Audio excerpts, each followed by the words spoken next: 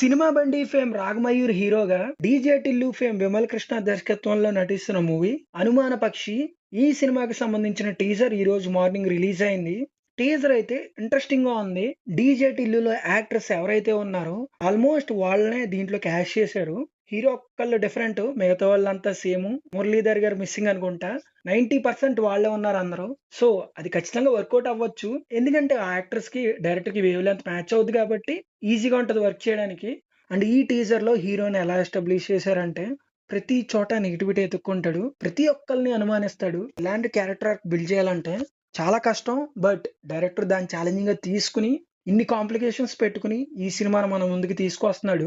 Title డిఫరెంట్‌గా ఉంది. Teaser డిఫరెంట్‌గా ఉంది.